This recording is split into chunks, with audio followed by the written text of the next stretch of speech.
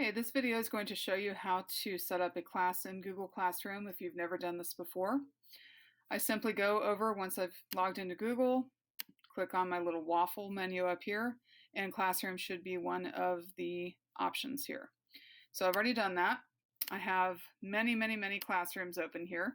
And what I'm going to do is I go up to the plus sign and I'm going to create a class. So for example, I teach music. I could type in music appreciation. Okay, if this class meets on one day a week, I could write the day of the week. I could write the time down, or if I have certain sections that I already have my way of organizing those classes, I could do that. And of course, you can write the subject, etc. So I'm just going to go ahead and create the class, and it will pop up in just a second. Okay, so looking around here, of course, this should be the same. Students will not be with you. So if you want to go ahead and copy this link, maybe share it in a newsletter with homeroom teachers, or if you have a school newsletter that your secretary wants to send out, this might be a great way to do it. You could send the code. You could do it two ways. You could actually send that code through the newsletter and then filter out students later on, or you can manually add students.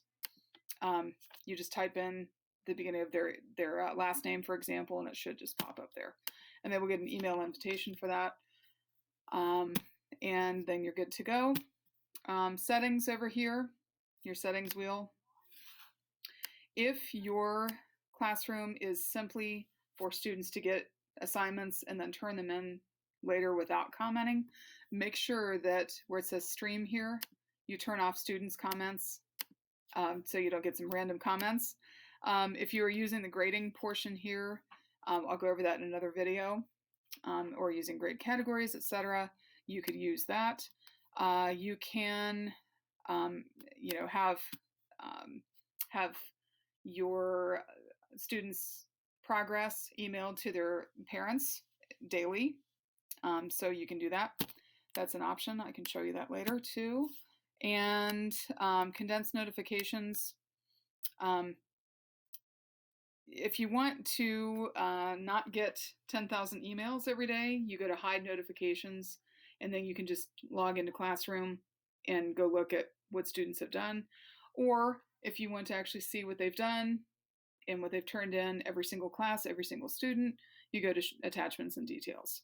I tend to leave mine to show condensed notifications, so at least I get an email indicating that a student has turned in something.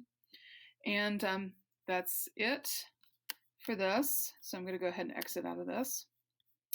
And over here in my stream, this is basically for announcements and things like that. Anything you post will show up here in like a social media type format, where the newest post will be up at the top.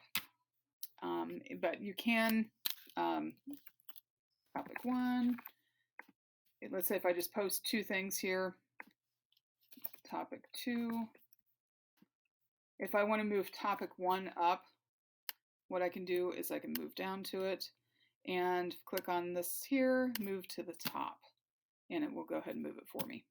Okay, so the next thing I'm going to do is go up here to classwork, and everything that you post here should be listed under classwork rather than the stream.